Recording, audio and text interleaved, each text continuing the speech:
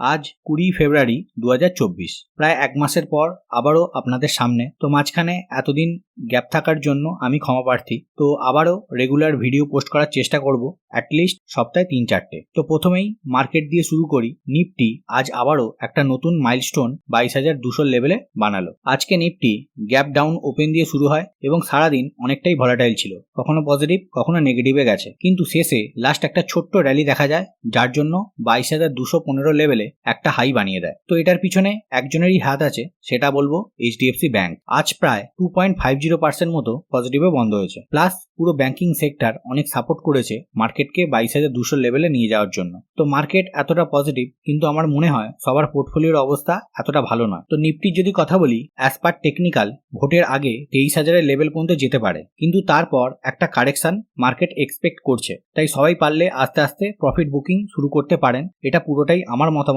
আপনারা আপনাদের যে ফিনান্সিয়াল অ্যাডভাইজার আছে তার সঙ্গে পরামর্শ করেই কাজ করবেন। তো এবার কিছু স্টক রিগার্ডিং আপডেট কভার করব এবং ভিডিও শেষে দু একটা স্টকের চার্ট নিয়ে ডিসকাস করব, যেগুলো খুব ভালো লেভেলে আছে। তো প্রথমেই আসি এইচডিএফসি ব্যাংক নিয়ে। প্রায় এক মাস আগে এই স্টক নিয়ে ডিসকাস করেছিলাম, যখন রোজ স্টক প্রাইস ডাউন হচ্ছিল এবং কিছু লেভেল আমি ড্র করে দিয়েছিলাম। তো আজকে একটা পজিটিভ রেটিং এসেছে এই স্টক রিলেটেড। একটা global brokerage firm city HDFC ব্যাংককে বাই রেটিং দিয়েছে এবং টার্গেট প্রাইস 2050 লেভেলে রেখেছে। কারণ এইচডিএফসি ব্যাংকের ম্যানেজমেন্ট লক্ষ্য নিয়েছে তাদের নেট ইন্টারেস্ট মার্জিন এবং রিটার্ন অন অ্যাসেটস এই দুটোই আগের তুলনায় ইমপ্রুভ করবে, যে দুটো কারণের জন্য স্টকটা এতদিন ডাউন যাচ্ছিল।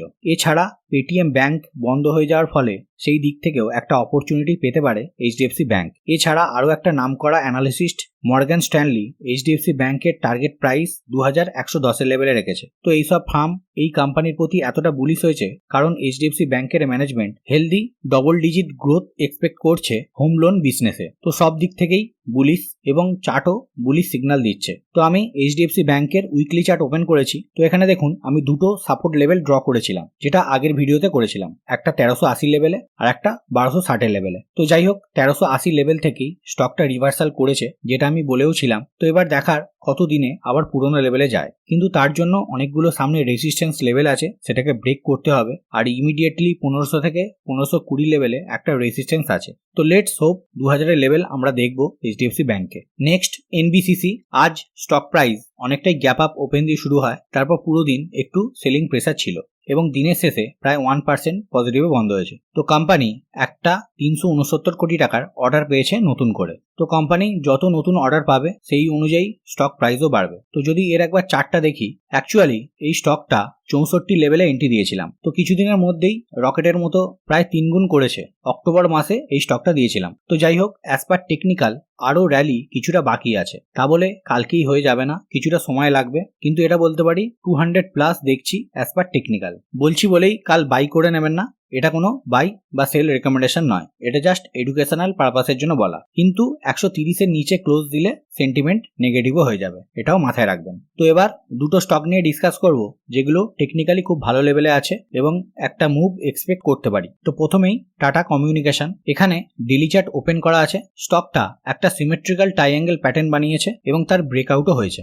কিন্তু এন্ট্রি এক্ষুনি নয়। উপরে একটা হরাইজন্টাল লাইন ড্র করা আছে 1843 লেভেলে। প্রাইস যদি ওই লেভেলের ব্রেকআউট দেয় তখন হবে এন্ট্রি। এসএল থাকবে 1738 লেভেলে এবং সেফ সাইডের জন্য লাস্ট যে সুইং লো 1669, এইখানেও এসএল রাখতে পারেন। আর উপর দিকে অল টাইম হাইয়ের লেভেল পর্যন্ত মানে 1960 লেভেল পর্যন্ত এক্সপেক্ট করতে পারেন। SL must. অনেকেই এসএল নেন না আর তারপর থেকেই প্রাইস নিচে এলে আমাকে মেল করতে থাকেন। তো একটা কথা বলে দিই, ট্রেডিংয়ে এসএল নিতেই হবে। লাস্ট 6 মাসে আমি যা স্টক দিয়েছি প্রায় 100টার ওপর, তার মধ্যে মাত্র 5 থেকে 7টা স্টকে এসএল হয়েছে বা তাও হয়নি। তাই দয়া করে ওভারঅল ভাবার চেষ্টা করুন, যেটাতে এসএল নিতে হয়েছে সেটা নিয়ে বেশি ভাববেন না। ট্রেডিং করলে এসএল নিতেই হবে।